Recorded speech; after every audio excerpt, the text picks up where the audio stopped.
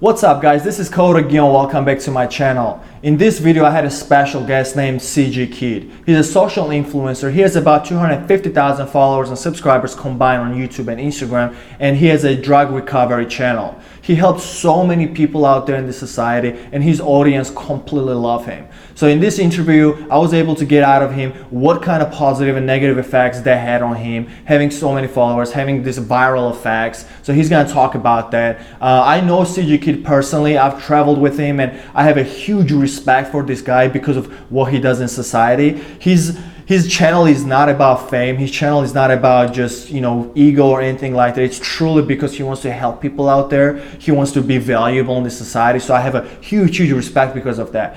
So without further ado, let's go ahead and jump in and let's hear what CGKid had to say about his experience about this whole social media and these viral effects that he experienced in the past couple of years. So first thing first, what is your social role? What do you do? I do addiction education, which is basically it's basically documenting people's experiences with addiction and recovery to further educate people that may have no experience at all with it, or to give people who are struggling hope that sobriety is possible. And when did you start? Started August of 2017 when one of my videos started really picking up. But before then, I threw a couple of them out there, not really expecting much of it. I thought recovery on YouTube, no way. But I got surprised when a video started to go viral. Okay, so how did you get up there? Was it one video that went viral? No, it's definitely one. And with other influencers that I speak to, it's typically they could trace back their success to one video that they get. Yeah. That's 90% of their success. And then they take that one video that did really well, they analyze it, they say, okay, why did this do well? And then they try to replicate it, but add in a twist and a spin here and there. So it's not like duplicate content. So what does it feel like? You wake up one day and then you realize that your video just gone viral. What do you feel? No, dopamine, man, big time. It feels excitement. It feels like you won some kind of lottery. I mean, I think social media is heavily ingrained almost with our social reward system. We are, from my understanding at least, primitively speaking, we are pack animals. And I think it goes down to your instinct part of you, and it increases dopamine because you're getting accepted into this large pack. Now your pack is growing, and you, to an extent, I mean, I wouldn't say I'm the leader of what I do or anything, but to an extent, you have all eyes on you, know, and that could be seen as like alpha male to an extent, which I'm not alpha male. Again, I'm just like linking it to that. But the feeling of reward is extremely intense. It's checking the statistics on the video, checking how it's doing hour by hour, and it's almost like this itch where it's like, go to the restroom at work, but really you're going to sit down on the toilet and check your views, read comments, reply to Instagram messages, things like that. Right. So I mean, you mentioned that you're constantly checking that every hour, the statistics of your video. So do you ever feel like you're missing out on a lot? Do you ever feel like you're kind of detaching because now mainly where you're focusing is your social media, how well you're doing? No, you don't feel like you're detaching at all. If anything, you feel like you're becoming more and more active, and it's very deceptive. You just feel like the thing you're doing is you're focusing on a different identity. It's your digital identity. But we have, I feel like our digital identity in society has become almost just as relevant as our real identity. Right. They're two different things, you know what I mean? But do you feel like you're neglecting your real identity? No. Is that what I was doing? Absolutely. Outside looking in, you would look at it and say, yeah, that guy's missing out. But in my mind, it's like you're missing out because your digital identity is not like mine. And this is in the sicker throes of it. So I've learned how to handle it better since then. I don't want people to worry about me or think that I still struggle with it. I just am good about being transparent about my experience. And whenever it's going great and you don't know how to handle it, it's a different situation. Like these guys who do YouTube or Instagram who've been doing it for years, they handle it way better. But I think all of them could look back and say there was a time where on the outside looking in, they looked like a crazy person, just obsessively checking it. And almost annoying. Like you sit down with a girl at lunch and you're taking her out on a date and you could tell she's just messaging and she's kind of like, hold on a second. And what she's communicating to me, and I understand it, I'm not putting them down, but what she's communicating is currently my digital identity is more important than my conversation with you. And, I'm not making a broad statement. There could be an emergency, but I doubt it. I think most times there's a need to check. What do you think you're addicted? Do I think I'm addicted? I think it depends on when you ask me. Do you think you're addicted right now? No. Do you think you were addicted? I've had times, and even now it's like I could say I'm not addicted today, but tomorrow something really good could happen. And I have to handle it well, and sometimes I don't handle it well. Handling it well is like, I have friends who are influencers. Handling well is like we kind of get together and talk about it. Yeah. And I have them bring me back to reality. Handling it well is having other commitments. And you're doing this full time. I mean, this is like how you make an income. If you don't have any other commitments, you ain't gonna handle it well. At least from my experience, I have a commitment like a personal trainer that I pay, so there's money involved. So I am committed financially to that. Full-time student, and having those commitments are really important. You know, because if things get big, and this is your full-time job, there's very much so a temptation to just lay there and look at how things are going. You know what I mean? All day. Right. So, do you think that when you first started this, you were more into it, you were more consumed than you are now? Well, definitely when it started taking off, I was definitely more consumed. And you know, before that, I remember there was a day I had 2,500 subs, and this is like the never, it's enough. And I know there's people trying to be an influencer, and they think if I told them 1 million followers on Instagram, if you had that, would you be content? They would look at me and say yes. I can guarantee you, once they get unequivocally, because I know people with that kind of following, and I've seen the sickness. And it's not about how many followers you have, it's about how relevant you are on the platform too. So you could hit 1 million followers, but you're not gaining and you're not losing, nobody's talking about you, so now you're clawing for relevancy, and it's like this really sick behind the scenes thing that, you know, I've witnessed where YouTubers or influencers are just never happy. And I say that to go back and say that there was a day if I hit 4,000 subscribers on YouTube, I'd be like thrilled. I mean, obviously there's a part of us that's going to be doing it for attention, but I really cared about brand awareness and getting my message out there. Otherwise, why am I creating content? You know, part of it is to reach people. So if I reach 4,000 subscribers, I remember calling my mom when I hit 1,000. Like, Mom, you won't believe this, I hit 1,000. But now I'm at, you know, I've had times where, now I'm content talking to you now, but I've had times where it's like, you know, I'm at 198,000 or 98,000. It's like, oh, it's not enough. It's funny you mentioned it, because I actually, other day I was looking at your Instagram and I saw that you had pictures that where you hit your 30,000, 35,000, almost like 5,000, but then over the time it became like, okay, now you start showing the pictures of every 10,000, every 50,000. And I think the last one you dropped was at 200,000. No, was it 200,000 the last one you dropped? But then you haven't dropped since then. Is it because that you get almost adjusted to that, where now every 10,000 is not as big of a change and you're looking for a bigger change every time you hit a bigger milestone? That's part of it, but part of you just doesn't care as much as you used to. You get burned out. Like influencer depression is a very real thing. So you can get wrapped up into this world of numbers and you think that something's going to make you happy, and everybody kind of hints that it will, like fame and money will make you happy. Well, now you have those two things and now you're still not happy. You're realizing that you're not going to get all that you want. You're not going to be fully content. And you focus so much on your digital identity, you forget about your real identity for so long to reach this, what you think will make you happy, reach the 100,000 milestone. But it's like that's the only thing you've really been doing, and the whole rest of you forgot about, and you sink into like influencer depression, which can get really, really bad. And there's actually a guy named Etika, you know, rest his soul, but he committed suicide, and when he made a video that was his suicide note, and what scared me was I related to it heavily. He was being honest. He just said he got too caught up in it and he can't escape. And he was talking about social media, and I know what it's like to be caught up in it. And when you're caught up in it, it really is like you forget who you are. And when you stop without social media, it's like there's no boundary. There's no, like I go by CGKid online. It's like, where does Philip end and CGKid begin? You start to forget that boundary because you're chasing this thing. And then you get there, and all the pressure and the worry and everything you put yourself through, when you get there, you realize that it's not enough. I have to get to 200,000. It's not enough. I have to get to 300,000. And it becomes like this sick game unless you step out of the box. And for me, I had to burn out.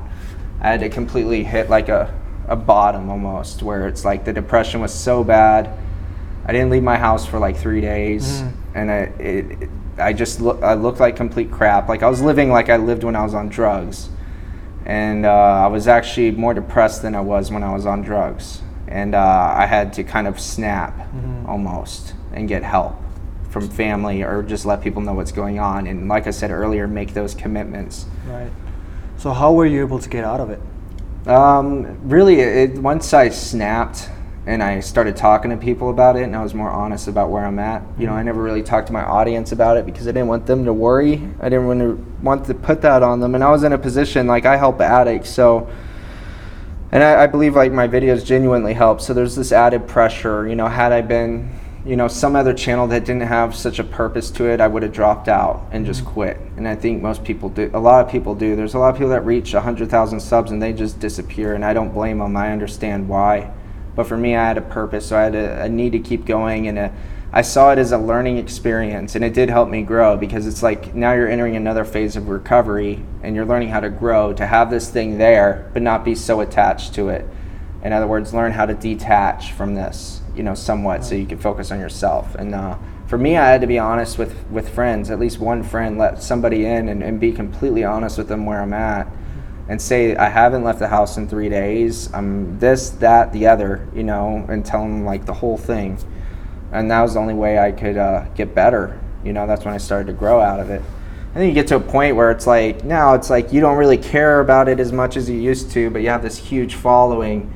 It's kind of, to me, it's kind of crazy, because you're building up to this thing, and then it becomes this huge thing, and now you're afraid because so many people are looking at you. You have responsibility now, because if you say something the wrong way, like a sentence the wrong way, now the world just tilts a little bit. You know, you have like a responsibility. And then with cancel culture, you know, you say something just a little bit wrong, and I know my audience loves me, I love them, but I know the way the internet is, and not everybody's like this, but they will flip on you like that. There's absolutely no loyalty on the internet. You could put in just the wrong verbiage for something, or just bring somebody there somewhere they're not ready to go, and all of a sudden, like, all that love turns into this funnel of just pure hatred. Right. And this has happened to creators numerous times. They call it cancel culture. So you get up to this big place, and then it's weird, because now I'm going through, I don't really care about it as much. I'm up there, but now I'm like socially anxious. You know, to put your face out there and know that like, this many people are going to be watching it. And then you see people talking about you, like in Reddit and all this other stuff, and it just starts to be like, did I really want to put myself out there like I did? I think I was so focused on the goal that I forgot to ask myself what I really wanted out of life. Like, is this what I really want? And then you get to the goal, and it's like your wants change over time. Like, me as a person has changed, and it's like, did I really want my face to be out there in front of all these people? You know, and I honestly questioning that, you know. Luckily I help people again, but I understand why some creators, like, you know, there's YouTubers out there that they never show their face, and I get it now, you know. Yeah, I mean, that's funny you mentioned it, because I was actually in Miami in August, and I saw Dan Bilzerian there, and it was the coolest yet the saddest thing that I've seen, because he was like hiding behind the DJ where nobody could get to him. And then the second he came out, one time, a couple times he came out of the little booth that he had there, everybody just started flying to him with the cameras, recording and just taking pictures. It's almost like he had absolutely zero privacy. So it's like, do you feel like you have your privacy invaded, and can you get out of it? Or is it too late? Once you're in it, you can't get out of it? I think for someone like me, it'd be easier to get out of it. The difficulty for me is it's kind of like a different situation. It's not necessarily that the following is that large, but it's like I find purpose in what I do. And when you find purpose in what you do, you can't really give up on it, you know, especially if it's helping other people, or even if it's not, but like art is your purpose. You can't just like quit art, and you don't want to quit sharing it with the world, so you kind of get locked into it. But that being said, it's like the privacy thing. It's good you brought that up. I've dealt with stalkers. I've dealt with people going into my Facebook and talking to my friends and family. This is not like too much of a problem, but like if I go into a college, I'm recognized left and right. I have classes with fans, and there is that idea of like, you know, I say something people don't like, and it goes out in a hateful way, and now I go to school, and these people that once, you know, are like, hey, we love you, we love your videos, now are suddenly are like talking to their friends behind your back about you. And the thing about it is, like, I have a global audience, so we're just talking Plano, Texas, But if I go anywhere in the world, even if they don't say hi to me, they're thinking something. And if they think something bad, they're more likely to tell their friend beside them, hey, that's that guy that said that really messed up thing, you know? So at that point, can you escape it? Yes, but I think it takes time. There's a period of time where you would need to like actually delete your online presence and wait for people to forget about you. So there's probably a month or two where you're just waiting for people to forget who you are. But if I fly to Chicago, LA, it doesn't matter. People are gonna say something to me eventually, like, hey, are you that guy? Yeah, you put a post on Instagram when one guy recognized you with piano musician recognized you, that you changed their life. So I think what you do is significant, is tremendous. So that being said, do you feel like you owe something to the society?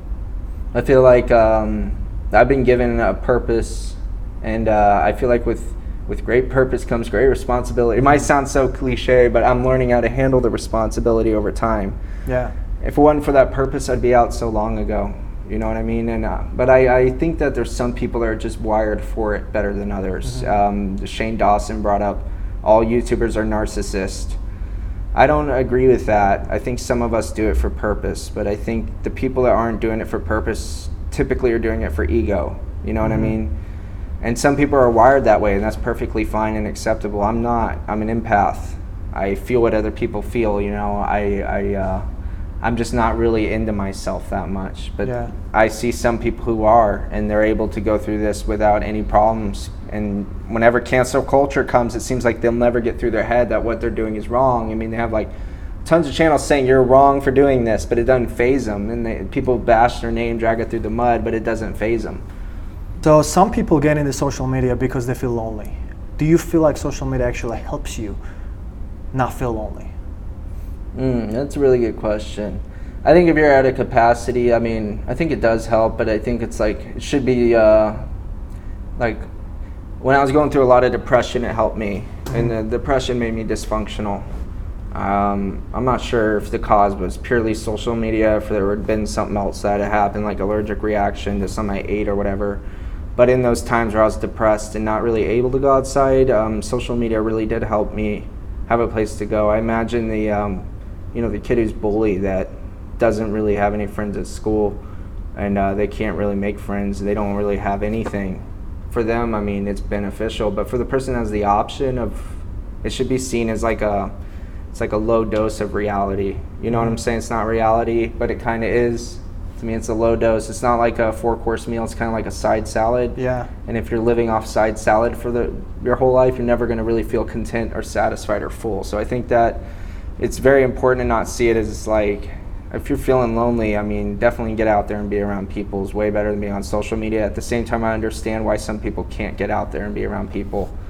Do you feel like having that digital interaction with people is just as satisfactory as in person? No, not at all.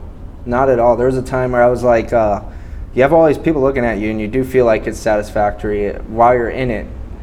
But then it's like I went out for a friend with Starbucks, and I hadn't gone out with a friend to sit one-on-one in forever. It had been like 4 months at the time, which sounds crazy. I mean, I saw family, don't get me wrong. I just never really saw my real life friends. And it was so refreshing. Like, I didn't know what I was missing. So I was locked in a loop of thinking that was better because they know CGKid, and it was like I wanted to be CGKid all the time. It was like, when do you want to be Philip? You know, and that never really crossed my mind. And when I look back at the whole social media thing, when I look back, it's like I fell in and I didn't even know I was falling. You know, I thought I was going up. I thought, I felt happy. But, it's like eventually it stops working. Things that make me happy, eventually they stop working or they abandon me. So it's important to have multiple things in life that make me happy. I didn't realize like having one thing in life that makes me happy is like a super dangerous thing. And I didn't even realize I was falling because it was working for me for a long time. So would you say you're more of a CGKid or Phil? Oh, I'd definitely say right now I'm more of a Philip. And I have to keep that balance. I don't think abstinence is the best way, and I don't think addiction is the best way either. I think moderation and learning how to moderate. And sometimes to learn how to moderate, I have to abstain to see where I'm at in the relationship. You've seen a post where I was like considering quitting, and I went there with my mindset. And I'm okay going there because I'm detaching, I'm abstaining to see what I was really like. and see if I could come back and moderate my use of social media. And I think that's like the balance between CGKid and Philip, where Philip would be abstaining completely, CGKid would be addicted.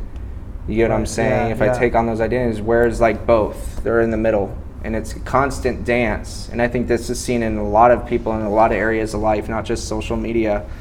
But with social media, it just seems so many people are falling into it and they have no idea what they're falling into. And so many people like look at this person with 50,000 followers and feel like they have something special because the world cares about what they say.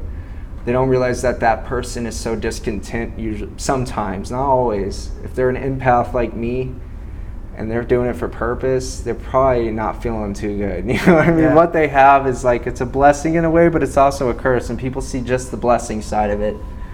They don't see the background, like what's going through that person's mind, you know? Right. Sometimes they're like traveling and it's like they're not even enjoying where they're going. They're traveling to get photos.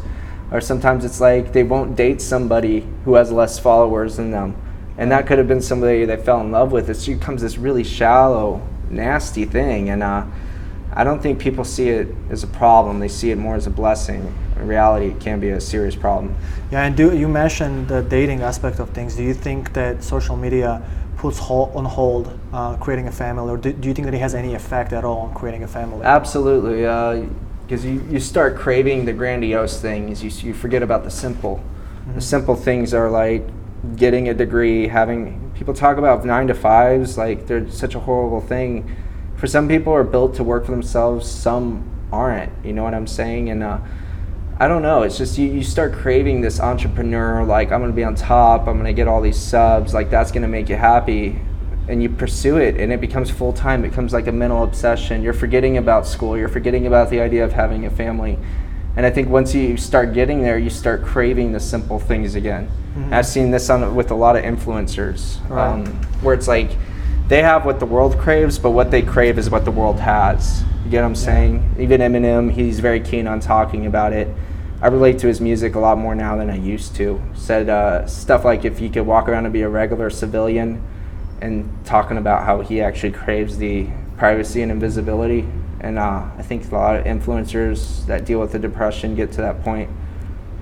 Do you think that you could have ever lost your mind if you were to not hold yourself back and keep separation between CGKid and Philip?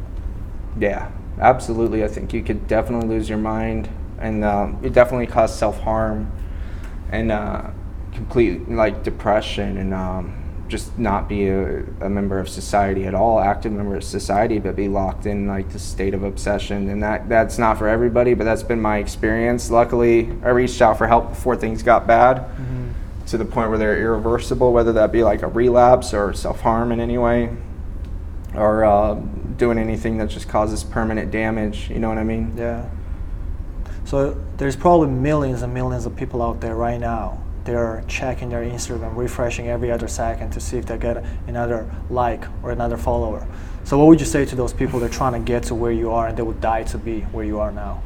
I mean, I understand checking your social media. I think if you find a way to moderate it, it's one of those things that it brings you some joy, you know, and that's cool. You know, the people addicted to it typically will know who they are, and I just had hopefully they relate to my experience. And what I would say to them is, it's not what you think. There's not a day and age where you're going to be content with how many likes or follows you have. There's going to be moments of euphoria where you jump up a ladder, you know, somebody shouts you out, or a post just does really well, or a video goes viral, and you feel manic. But the mania will always go down, it'll always lose its allure, and you'll always see that there's a bigger fish, and you'll never be the biggest fish in the pond. There's always a bigger fish, you know what I mean? And so the people addicted, I would let them know that it's never gonna, what you're experiencing now, like you think you reach this status, you're gonna feel better than you do now about where you're at. You're absolutely wrong. So a lot of times you're gonna feel worse. And it's okay to reach out for help regardless of your following. I think there's a lot of shame in being an influencer with 1,000 followers that is having a problem. And the shame is they're reaching out and they just have 1,000 followers. You know, like how big can their problem be? We tend to weigh problems by like looking at, well, if he has 1,000 followers and he has a problem, like that's a joke. You know, we don't accept people like, hey, you're saying you have a problem, so I believe you. So there's a lot of shame in reaching out to family and saying, I have an addiction to Instagram. Well, your sister, brother, peer, or whatever might say, well, you just have 1,000 followers. Yeah. You know what I mean? But what I'm letting you know is it's okay, regardless of how many you are, to let people know where you're at, and just, you don't have to be too dramatic. You can just say like, yeah, I'm staying up too late, and I'm thinking about social media, or my mind's on it too much. And a lot of what helped me was just deleting apps, straight up, getting a cheap Nokia, which I've done stuff like that before, which is basically abstaining for a while and seeing who I am with it. You know, you don't have to quit it forever, but I think taking that time to really separate yourself from it, see who you are without it, and then come back to it and see how you handle it the next time and see if you handle it better. I think that's really important in anything, you know, fasting, essentially just fasting from social media, get out of your system to where, you know, you forget about it, 10 days later, go back and see how you handle it. Yeah, cool. Thank you, man. Thank you for this video. Everyone, CGKid, I know him personally, and he's a really cool guy. What he does in social media out there is tremendous. He helps people on a daily basis. There is so many drug addicts that really recover and just they save their lives because of what he does. So I have a huge respect for him. I'm so thankful that he's here on my video today. Thank you for that. Yeah, thanks, sure, man.